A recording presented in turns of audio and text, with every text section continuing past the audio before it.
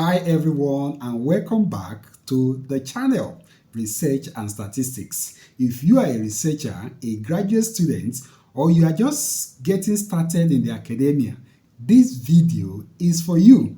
Today I'm going to walk you through how to set up 4 powerful academic profiles that every researcher must have. The first is the ORCID ID. The second is your Google Scholar. The third is the ResearchGate. And then you have your LinkedIn profile.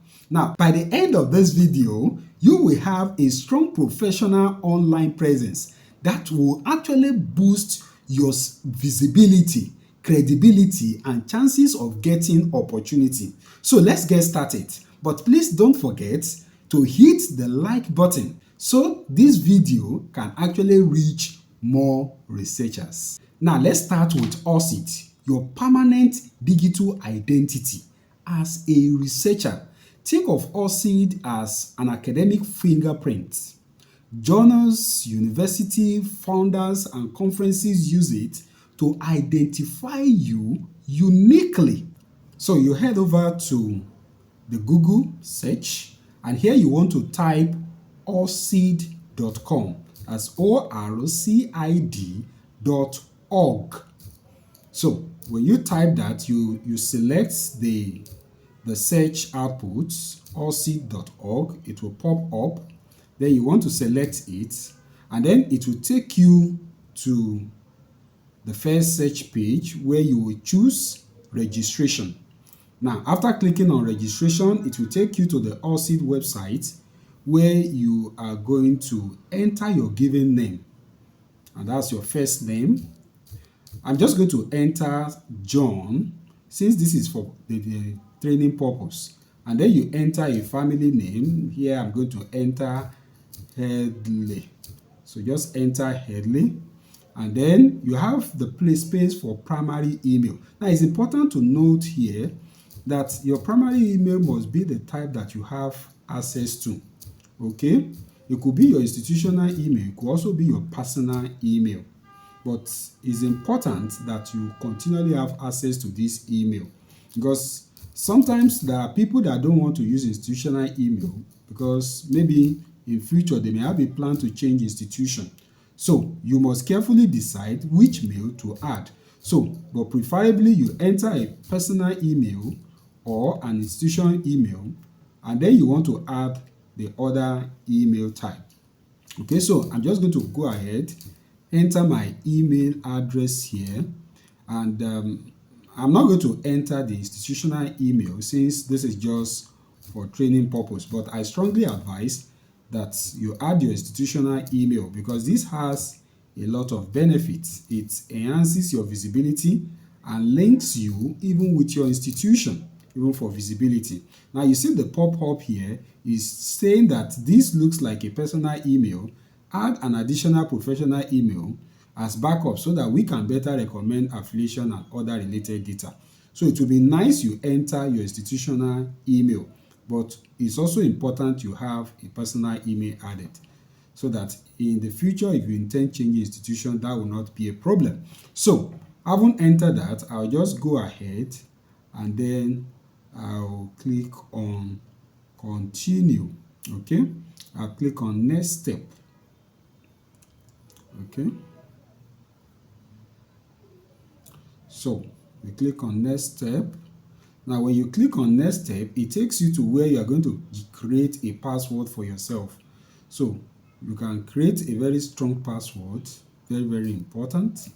And of course, you can as well change it later, whatever password you enter.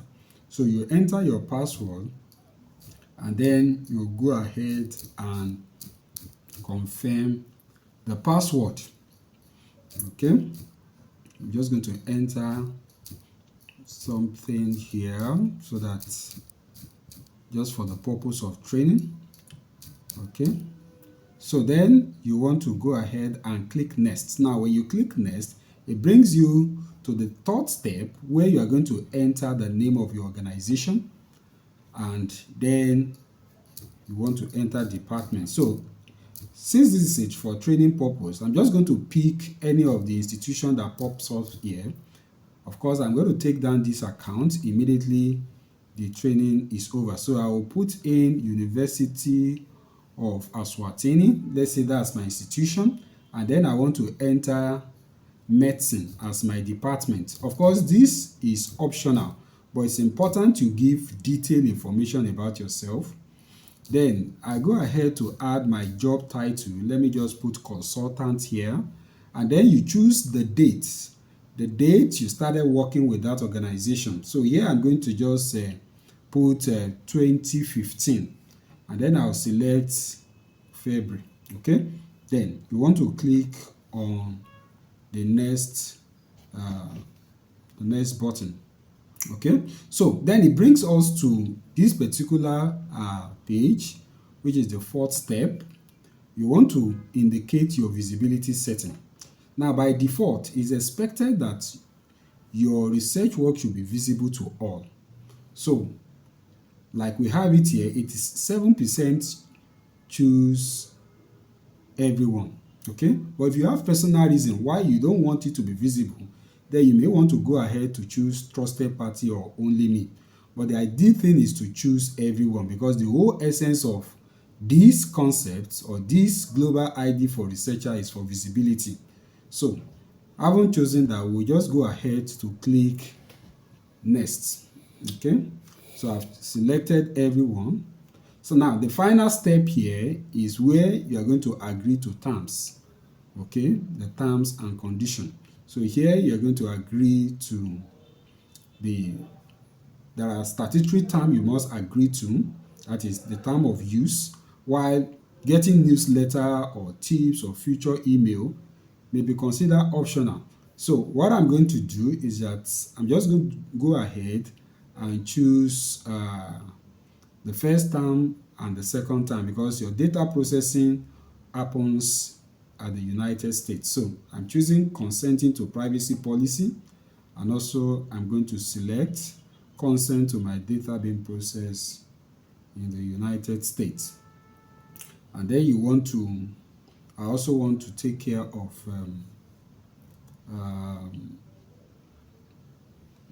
the prompts to confirm that I'm not a robot. So having done that, I'll then go ahead to click complete registration. Good. So at this point, we are done with setting up our ORCID ID. Okay. So you have on the screen our ID, and that will be your personal ID that you can copy into all your publications. You can add it to your mail, so that when people receive your mail, maybe whichever mailbox you use, they get information about your ORCID ID.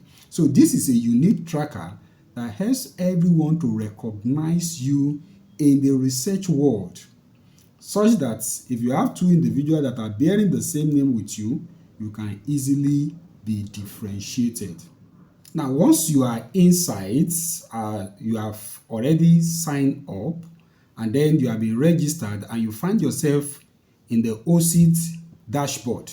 Now, there are some important things you need to add to build your profile. Number one is your biography, your educational background, your employment, keywords, publication, grants, or even projects. Now, you can link ORCID to platforms like Scopus, PubMed, ResearchGate to import your publication automatically. And you may want to ask, why is ORCID actually important? ORCID is important because, number one, it prevents your name from being confused with others. Journals require it for manuscript submission. Grant agencies use it to verify your identity.